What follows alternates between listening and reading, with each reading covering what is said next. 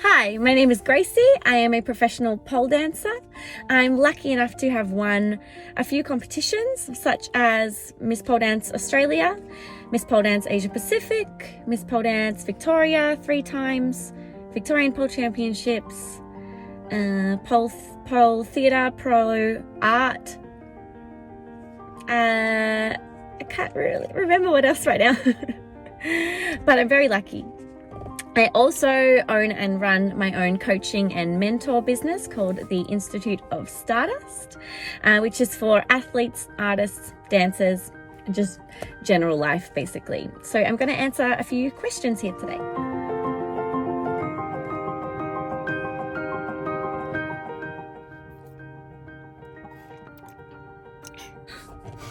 I started pole dance when I was about 21, I think. I might have started like 20, but 21 properly. I'm now 30. I just turned 30. So, a few years ago, I was, I think, an intermediate level student, and I got offered a job teaching at my studio, just beginners classes, of course, because they needed an instructor. And I was like, me. So, I got a job then, which obviously opened up the ability for me to take more classes and take it more seriously, which was obviously awesome.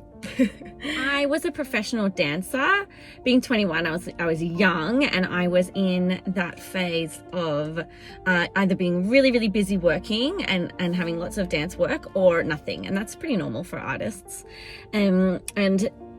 I was told that if you have something else that you can put on your resume as a dancer, just kind of lie about it basically, it just makes you look a bit better. So like a lot of professional dancers at the time were saying, oh yes, I can do hand balancing, or I can do aerial hoop, or I can do pole dancing, but they couldn't really. They would do like one class here and there and be like, oh yeah, I've touched it before. I can say I do a fluff around that, just, like everybody does. So that's kind of why I started pole. I was like, oh yeah, it's pretty appealing to me in a general sense. So I'll go do some beginners classes, and then I can just put it on my resume as a dancer that I have experience.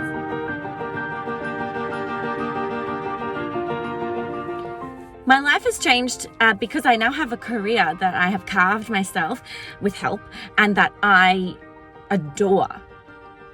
I love it so much, and the way that it's evolving and where it's heading for me for the future is really awesome, because I got to decide that, and I got to carve it as I found myself.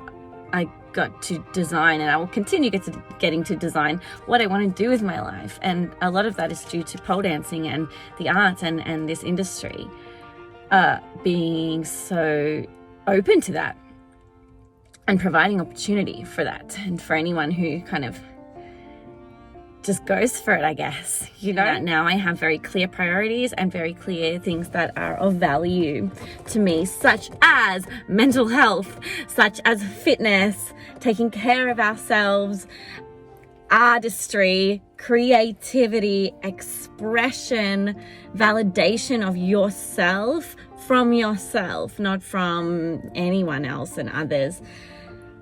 Ability to create art. Isn't that amazing? I'm so lucky that I get to do that for myself and for other people. It's changed my community of people that I have around me.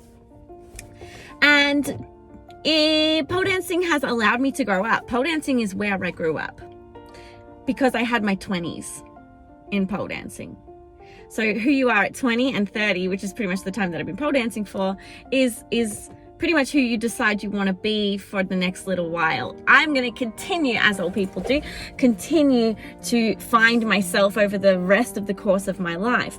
But from 20 to 30, you really get to help define who you are as a young adult, and learn and know yourself without the fear that you used to possess when you were younger, of being yourself and standing up for yourself and knowing yourself. And so pole dancing has really in truth allowed me to do that. That's the vehicle in which I got to know myself and and learned about myself.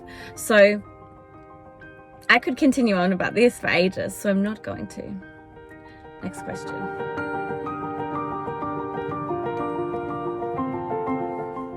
Okay, so there's been so many. I mean, this roller coaster that we call life, and that we call particularly being an artist, a troubled artist, you know, I probably define myself in that category. There's been heaps, but I say that lovingly, right? So let's start with the biggest so I don't ramble too much. Okay, so the biggest low, oh God, how do I articulate this quickly? So there was a time a few years ago when I was in this competitive headspace and was doing lots of competitions and doing really, really well in these competitions, but I was forsaking the rest of my life. Was very quickly running out of any friends. I mean, I keep a very close, small circle anyways. I don't surround myself with a bunch of people, but I was very quickly ruining relationships just from negligence with my friends and family. I was always not going to anything, even important things like big family events. I was not going to them. And I was irritable more than usual. Really irritable, easily upset, very sensitive, and just manic, really, because I was fucking obsessed with being my best. And that sounded like the right thing to do to me. But now I know that being my best is when I'm balanced. And I still actually get no better. Like I probably get more improved when I'm balanced rather than when I have all of my energy pouring into training and obsessing over something. It is possible to like peak and then go down the other side of the hill. So this was happening to me, and I was pushing myself way too hard with everything, with training, and just obsessing over things. And I definitely think that's what happened. I pushed everyone away from me because of the obsession of a goal that I didn't even really know what it was. It was just to be fucking like, to win competitions and to get sashes and to feel like I fucking made it. Like, just, I want to feel like I'm it. I want to feel like I'm the best that I can be, and I'm someone. Okay, so how many competitions do I have to win to be someone? Okay, I thought it was one, but then I won one and I still don't feel like someone. So, okay, another one, the next one, I'll win. And then it'll be like, I have 2 titles now. So now I'm someone.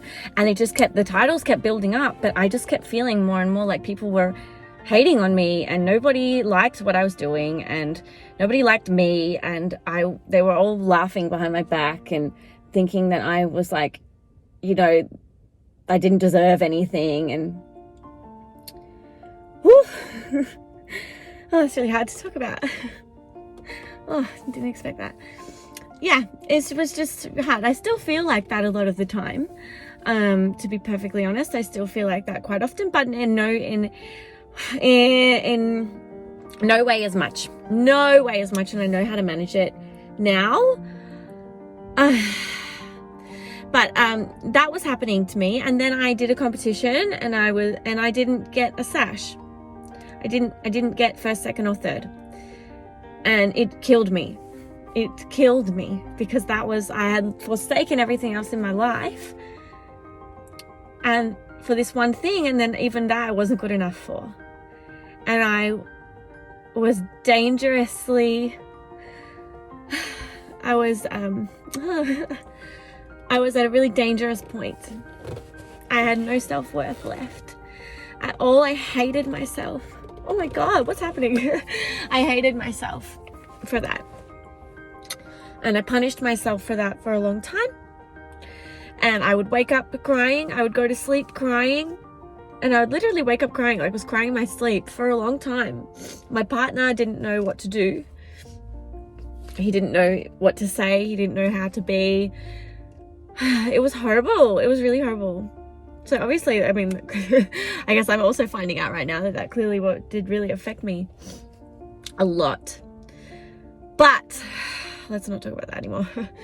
But that was actually the turning point for me in starting to learn about myself and find out about myself, and what I needed and what actually represented success for me. So the changing of what success means was vital in my ability to continue in anything. But also to continue like being me, you know, and finding me.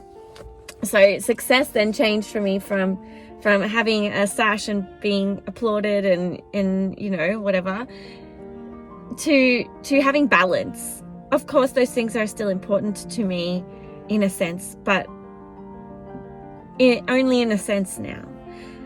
My success needs to be defined by me, not defined by others, because I can't control them. And that's what drove me crazy, is because I couldn't control people's reactions or placings or anything like that, but I could control everything else in my life. And it fucked me up. So this, at the end of the day, all came down to where my head and my mindset was at in terms of never being good enough for myself. So, yeah, the highest point of my career, I think winning Miss Pole Dance Australia last year was. I know I've won, I'm lucky enough to have won competitions before, but this one was the elusive one that, you know, I placed like every year when I did it. I would always like come second or third. And I really, for some reason, there's some things that stand out to you that you really want. And this one, I really fucking wanted it so bad. I don't know why. It's just like it's this holy grail that very, very few people ever get to achieve, and I wanted to be one of those people, you know. So hello, sir. So, and that is a high point for me, just because of the work I had to do to get it. I mean, obviously we work hard for every goal, but this one I, you know, just seemed elusive to me, and it meant a lot to me. And I always said to my family and friends, like, when they'd be like, when are you gonna quit? Like, when are you gonna, you know, what are you gonna do when you retire? Are you gonna retire? And I was always like, okay, yes, when I win Miss Pole Dance Australia, I can say that I have achieved every goal, and then I can retire happily.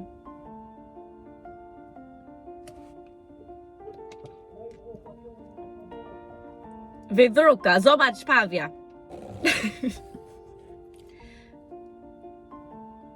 So yeah, being able to say that I achieved my full career. I got to the highest height for me that I had identified for myself. I did it. I did all the steps on the way. I got to the top. Yay. Level like little Mario when he fucking with the flag. I did it. Cool. Level clear. Move on. My highest point got like 1 minute. My lowest point got like 8 minutes. Fuck.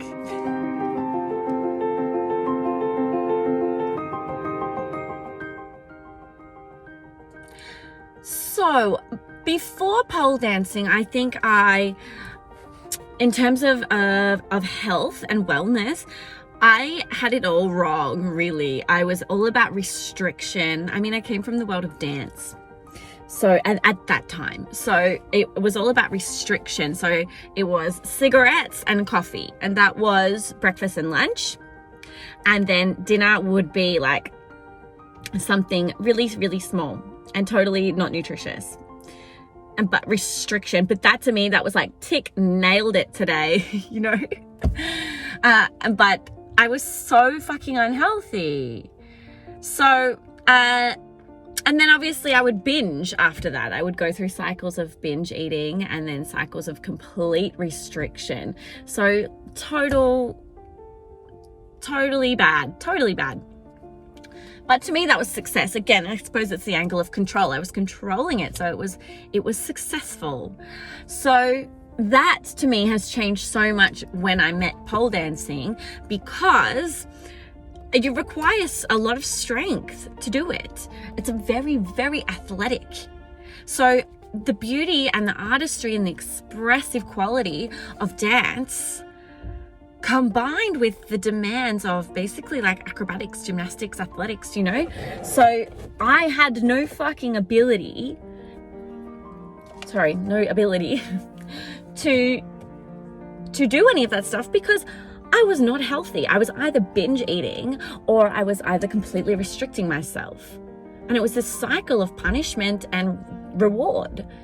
So by having pole dancing introduced into my life and taking it seriously, I had to change my attitude towards that. And I changed my attitude from the way I look to what my body could do. And that was a real turning point. Having something bigger than wanting to be skinny on stage. You know, having something more important and bigger than that was the only thing that was going to make me focus on actual health. By just saying, oh, you should be healthy, or you should put on weight, or you shouldn't binge eat so much, was like, yeah, I know. But it wasn't that important to me. But having something saying, okay, you want to do this routine, you have to do this move, you have to do this move, you have to do it all in a row, and you have to be fit enough to do it, was like, okay, that's really important to me. I need to be able to do that. I can see myself doing that. Okay, I'm going to do what I need to do to make my body able to do that. And then it just takes this huge pressure off your shoulders, because no longer was I looking in the mirror at how I looked. I was looking in the mirror at what my body could do. It made me instantly so much happier and so much clearer on what I wanted, and takes this kind of pin out of your mind. That's this punishment pin. It's completely gone, because I'm kinder to myself on okay, so why couldn't you do that deadlift today? Or why couldn't you get through your routine today? You're tired. Okay, so tomorrow you have to get through the routine. So today you're going to rest, or you're going to eat more, or you're going to eat better, or you're going to eat this type of thing, or you're going to do this type of training, or you're going to go for a run, or you're going to lift some weights, or you're going to stretch, you know? So it was making me value what my body needed to achieve goals, rather than, okay, sure, but that photo of me, I look really fat, so I don't want to look fat in that photo. How could I let myself be like that? That's horrible. You know, fuck that shit. What does that do for your life? Like, how does that actually make your life any more valuable? It doesn't.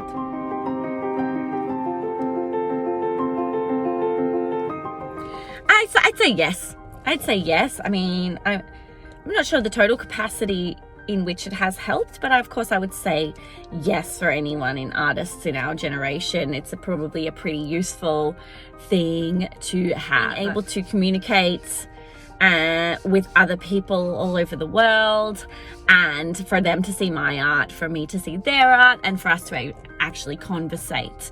It's given me opportunities to be invited to other countries all around the world to perform and judge and compete, and particularly as well for my business, the Institute of Stardust, just having people being able to access my coaching from all over the world. So I coach people all over the world, or I choreograph for people all over the world, and have lessons online. So that is a huge component of my business, and that's what I love doing, is being able to coach and choreograph all over the world.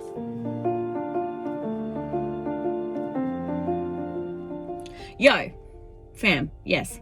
But all of us, I think it doesn't matter if you're a pole dancer or a plumber, social media has negative effects on people and their mental health. So yes, comparison is the thief of joy. Comparison. For someone, I don't have super high self-esteem in the first place. So social media, when everyone is fucking perfect and way better than me at everything in life, is not the healthiest place to be on. Everyone is better than me at literally everything. So, and it's like just right there in front of me every day. So that makes it hard. You know, I don't buy into the whole, like, how many followers do you have and stuff. And I really honestly do not care. For a moment, when like I first cared about Instagram, when it first happened, I did care. And it's just this constant sense of panic was always sitting in me. It was really strange. And then I see people now to this day who may not even say that they care so much, but I can tell that they care, or they do say that they care as well sometimes.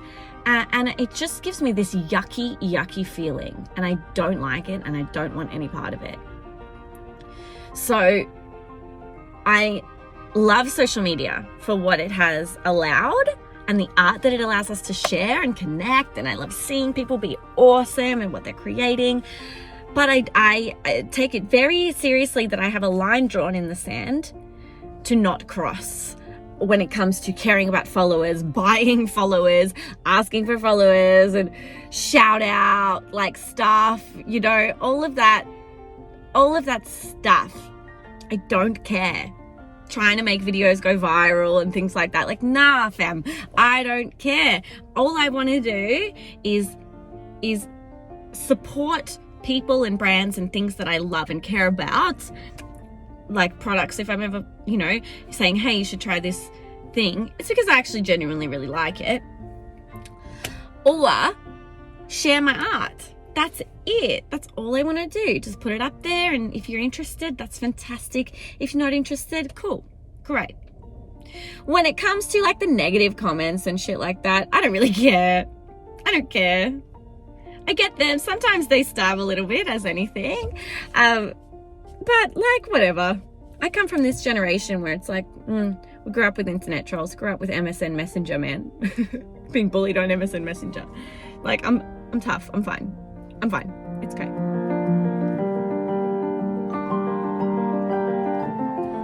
With great love. Truly. I'm so blessed. My family's bomb. My family slaps. I love my family. And my friends. The only time they haven't supported me is when I lose my damn mind.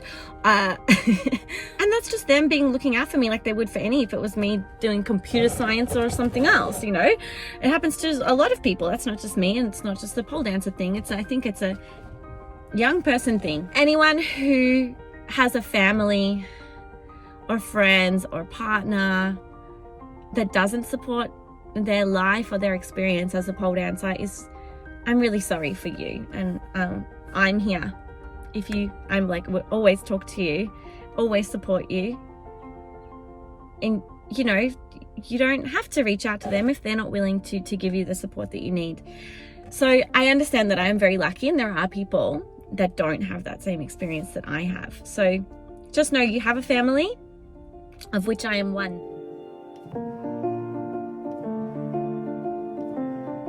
Bruh, straight up fun. Fucking sweating up in this bitch. Woo! Okay, so I said there's two forms of hater. One form is online, you know, and honestly, I don't really care. Normally, I like I said earlier, I just either laugh about it or I go, ouch, that hurts a bit, and it hurts for 10 minutes, and then that's it, you know. It's either a genuine criticism where I go, okay, yeah, you're right, or they just don't know what the fuck they're talking about. I'd say the second type of hater is a real life hater, like a mean girl, because it's a female oriented industry. Like, mostly we have amazing men these days, more and more now, but it's generally female oriented. So we refer to them as mean girls because they're generally vicious and not mean towards your face. And it's very, very, very horrible. And something that is really important to me is to lead by example. So what can you do? You either respond and mean girl them back, or you don't do anything. I mean, there's probably a billion other options, but that's, in my mind, that's what there is. And I don't do anything. And sometimes I feel like that allows them to I guess win. But I don't want to be in that. I don't want to be in that, because I feel like you get stuck in there and you create this like loop for yourself where you have to continue the same behaviors and the same attitudes, and it's just like sucks, man. I mean, I suppose I was raised by boys. I have two big brothers, and so when I was growing up, showing tendencies of being a mean girl, because of course in the past when I was a teenager, you know, I would do things like bitchy things like that and say things like that and do behind girls' backs and that kind of thing. And my brothers would call me out on it.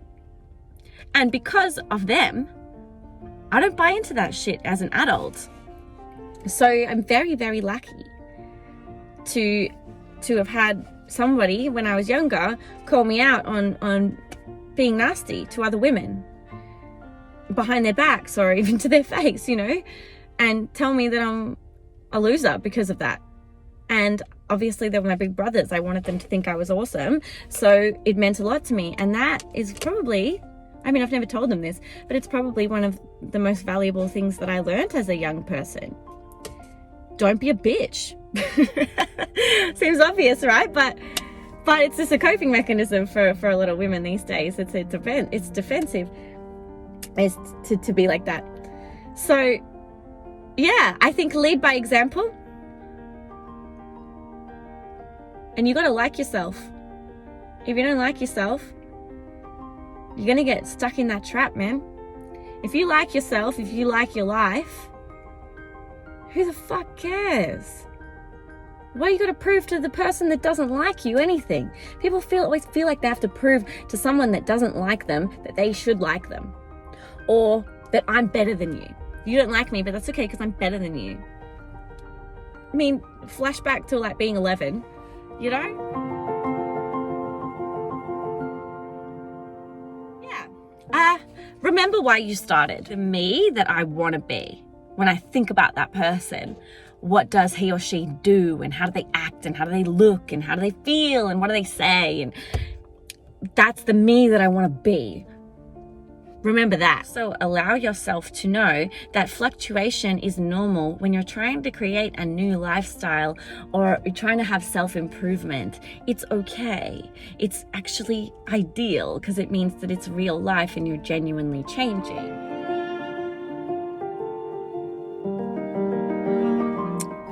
Do you. You don't have to do anything. You don't need to do anything. You don't have to prove anything to anyone. Do you. Do what calls your name. The definition of success should change as you as a person change and grow. So don't feel like you need to decide right now what that is forever. It's for now, for who you are now. Just fucking straight up, just slam dunk on everyone. That should be at the end of the video, just like in a quotation, straight up slam dunk on everyone. I mean, that's all. That's it. Deal with it.